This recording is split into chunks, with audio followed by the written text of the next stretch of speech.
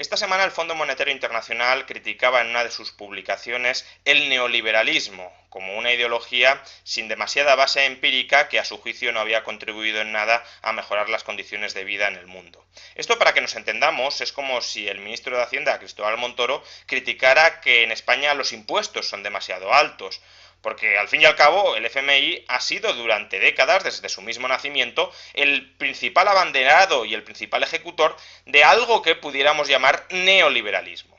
Y lo primero de todo es aclarar que neoliberalismo no tiene nada que ver con liberalismo. Son muchos los que intentan confundir ambas ideologías, pero si de alguna manera pudiéramos definir el neoliberalismo sería como no liberalismo.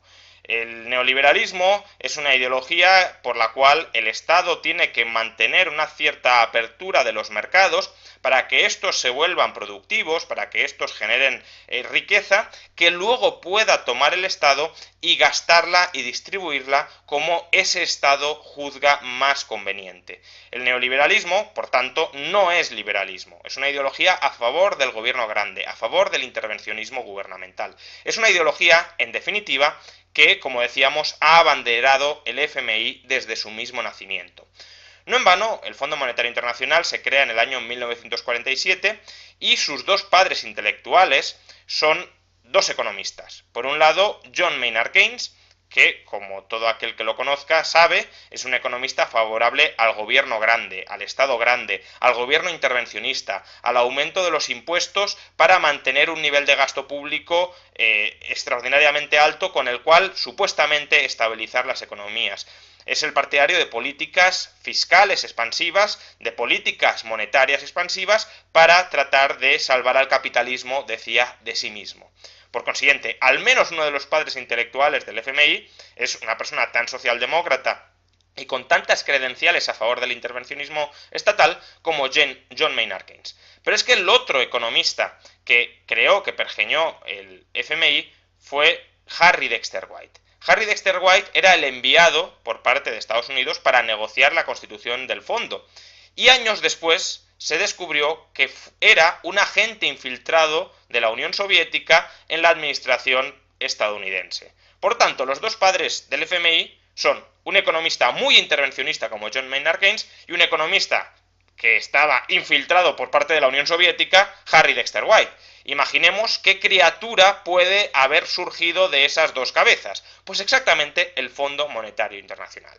El Fondo Monetario Internacional, en su origen, tenía como cometido que los gobiernos, cuando se enfrentaban a una situación de descrédito ante los mercados financieros, no tuviesen que ajustarse tanto como les habría sido impuesto en el sistema de patrón oro. En el patrón oro, que es el sistema dentro del cual se crea el Fondo Monetario Internacional, si un gobierno se quedaba sin financiación, si un gobierno se endeudaba con el extranjero y los extranjeros dejaban de confiar en ese gobierno no tenía otro remedio que rapidísimamente, de manera inmediata, ajustar sus cuentas para recuperar la credibilidad internacional.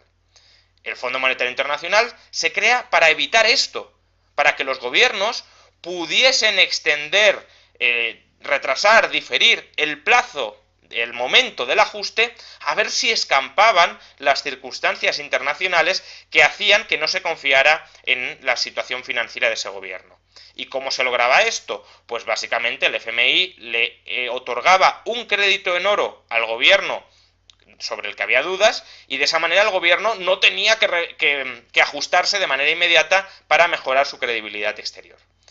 Pero es que a partir del año 1973, cuando desaparece el patrón oro, la situación todavía se agrava más, porque si el FMI se crea durante el patrón oro para gestionar situaciones específicas del patrón oro, lo lógico habría sido que desapareciera. Pero lo que sucedió fue que el FMI se reinventó. ¿Y se reinventó en qué? Pues en una burocracia internacional con idéntico propósito, pero con todavía un mayor instrumental intervencionista.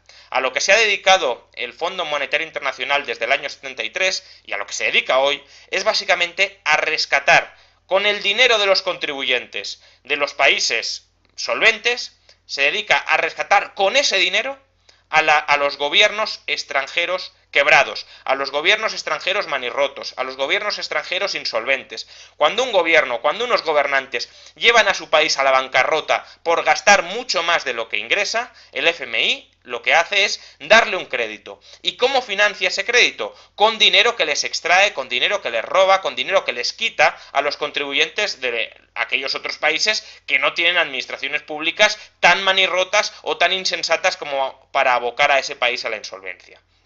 Por consiguiente, desde una perspectiva liberal, es absolutamente inconcebible la defensa de esa burocracia que se dedica a quitarle el dinero a los contribuyentes de los países serios, de los países solventes, para entregárselo a los políticos de aquellos otros estados manirrotos, insolventes y corruptos. A eso es a lo que se dedica el Fondo Monetario Internacional. Y por eso, desde una perspectiva liberal, que no neoliberal, el FMI debería ser cerrado mañana mismo.